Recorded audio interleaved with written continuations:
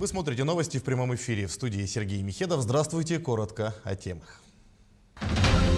Переболеть или получить вакцину не обязательно. QR-код теперь выдают за наличие антител в организме. Правительство Якутии отчиталось о проделанной работе перед жителями Чурапчинского района. Приключения легендарного программиста в Якутии. Евгений Касперский поделился с нами впечатлениями и планами. В случае положительного анализа на антитела, начиная с сегодня, якутяне могут получить ковид-сертификат. Напомним, ранее QR-коды оформляли только вакцинированным, переболевшим и внесенным в регистр, а также гражданам с медотвода. Срок оформления QR-кода 3 календарных дня с момента появления результатов анализа. Действовать такой сертификат будет в течение 6 месяцев. При этом выдается он однократно. Этот сертификат будет выдаваться лицам, которые переболели или бессимптомно, или переболели в легкой форме и не обращались в медицинские организации. Также возможна выдача таких сертификатов лицам, которые привиты иностранными вакцинами. У нас есть в республике такие, которые прививались у себя на родине, за границей, и до настоящего времени не могли оформить себе сертификаты. Всего 1018 человек заразились ковидом в Якутии за минувшие сутки. Из них в Якутске 295. Об этом сообщает оперштаб региона. В Мигино-Кангаласском районе 107 заболевших, в Сунтарском 105, в Нерюнгринском 77, в Алданском 76 случаев заболевания. Еще в 16 районах зафиксировали от 5 до 42 инфицированных. За сутки выздоровели 1582 человека. Все тяжелые случаи заболевания фиксируют у невакцинированных больных. К традиционному обучению с 1 марта вернутся некоторые студенты Северо-Восточного федерального университета. Данное распоряжение не коснулось учащихся мединститута. Студенты гуманитарных направлений также выйдут на очное обучение частично.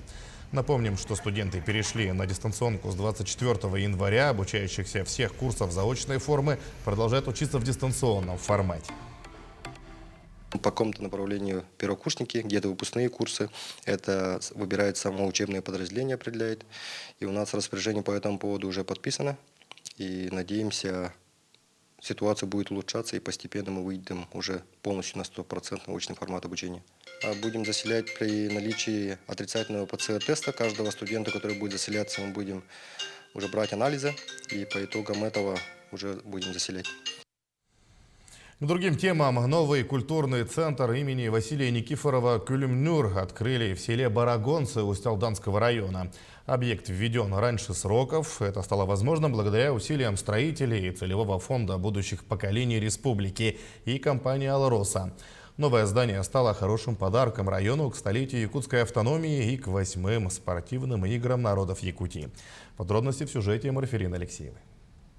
Открытие культурного центра знаменует начало нового этапа развития культурно-духовной жизни всего Усть-Алданского улуса. В большом трехэтажном светлом здании размещены учреждения улусной библиотеки и культурного центра Тойон-Мюрю.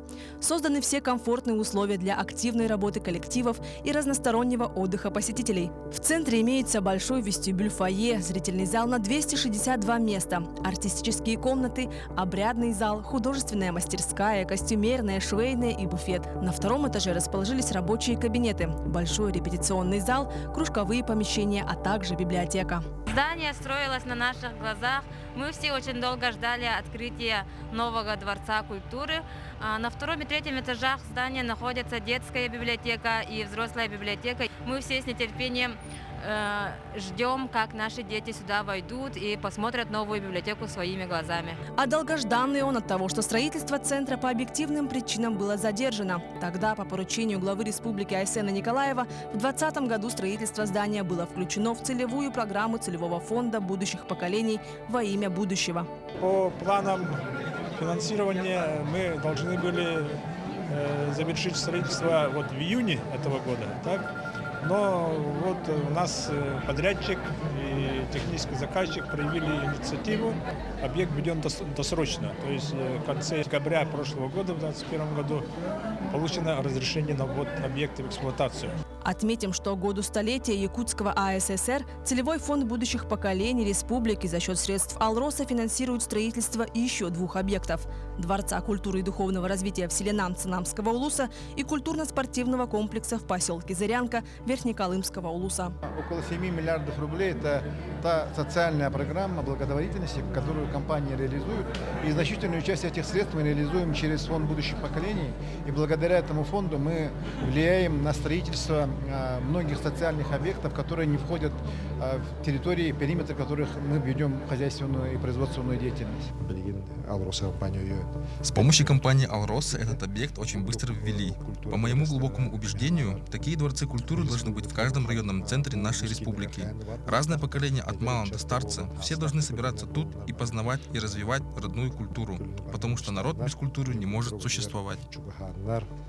Новое здание, посвященное столетнему юбилею, стало большим подарком району и к 8-м спортивным играм народов республики. Дворец культуры стал 30-м социальным объектом, введенным в Улусе с 2018 года. Марфелина Алексеева, Алексей Семенов, Григорий Григорьев, Владимир Копырин, Усть-Алданский улус, Якутск. Идем далее. В Чурапчинском районе правительство Якутии отчиталось о работе перед населением. Более 25 представителей разных отраслей рассказали о достижениях за прошлый год. Отчет провели в онлайн-формате через платформу Zoom. Отметим, что в прошлом году в районе активно переселяли местных жителей из аварийных домов, построили несколько соцобъектов, ремонтировали дороги, реализовали программы по развитию сельского хозяйства. В Чурапчинском улусе действует множество программ по переселению, допустим, по переселению из ветхого жилья. Идет газификация нашего района. Также строятся новые детсады и множество других новых объектов. Скоро будет строиться, закладываться база для постройки новой больницы, что очень в положительном ключе отражает работу нашего правительства. В прокуратуру Горного района в прошлом году поступило 46 обращений граждан по вопросам защиты социальных прав, в том числе прав детей и семьи. Прокуратура района по фактам выявленных нарушений приняла более 15 мер прокурорского реагирования. Недавно по инициативе ведомства в здании социально-реабилитационного центра для несовершеннолетних установили специальный ящик для обращений населения. Прокуратура напоминает, что граждане, независимо от возраста, могут обращаться в орган через личный прием или подать письменное обращение к прокурору. Согласно статье 7 Федерального закона об основных гарантиях прав ребенка в Российской Федерации, органы государственной власти, органы местного самоуправления в рамках своей компетенции должны содействовать в осуществлении прав и законных интересов детей, в том числе на получение детьми и их родителями социальной помощи. Кроме того, в силу статьи 38 Конституции Российской Федерации материнство, детство и семья находятся под защитой государства. Статьей 8 Семейного кодекса Российской Федерации предусмотрено, что ребенок имеет право на защиту прав и законных интересов. Переносимся в столицу. Команда Касперского добралась до Якутска. Российский программист с мировым именем во второй раз посетил республику.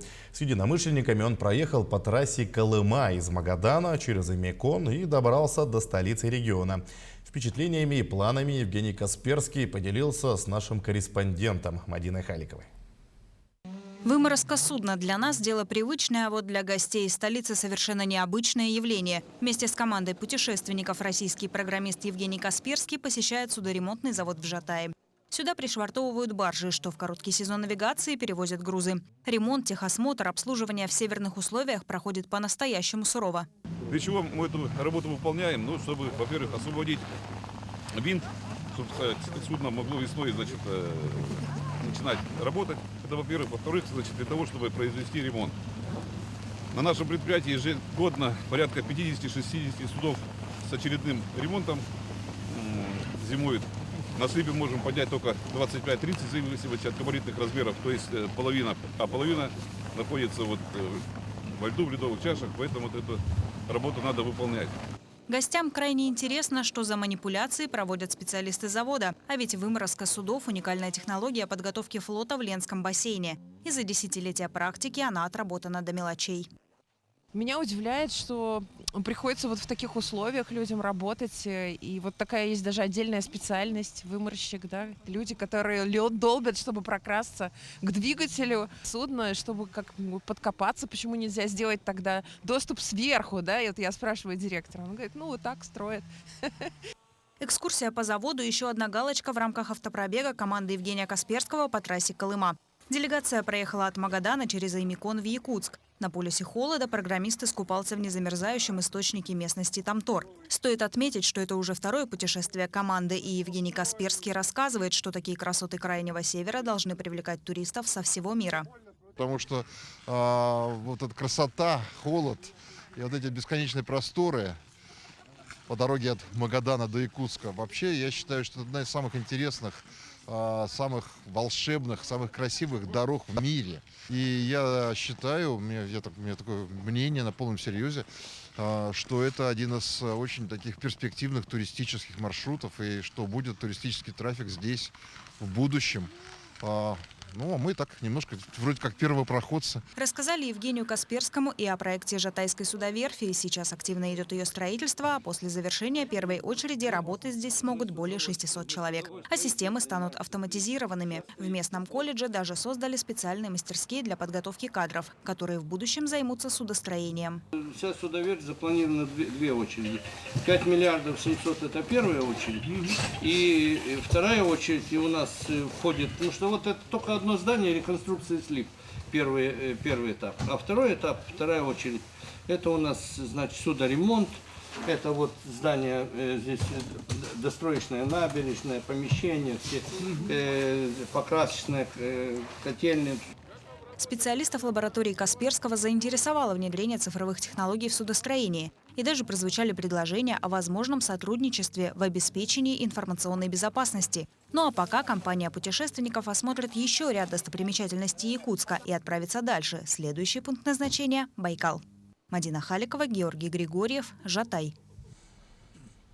В Покровске юные инспекторы поздравили водителей с наступающим Днем защитника Отечества. В районе Кирзавода организовали стихийный пост. Взмах полосатого жезла об остановке касался только водителей мужчин. Последние, обеспокоенные внезапной проверкой, открывали дверь или окно, держа в руках документы, как вдруг их обступали юные инспекторы. Школьники читали стихотворения и дарили водителям самодельные открытки. Все эти действия выполняли в рамках совместной акции местного отделения ГИБДД и Покровской средней школы номер 3 к предстоящему празднику. Я не знаю, я не ожидал сначала, что меня останавливают, а потом понял, что проходит. Но это как-то настроение поднимает, ты резко переключаешься совсем в другую степь, и все. Ты сейчас более радостно все равно куда-то поедешь. Мы следим за развитием событий. Оставайтесь с нами.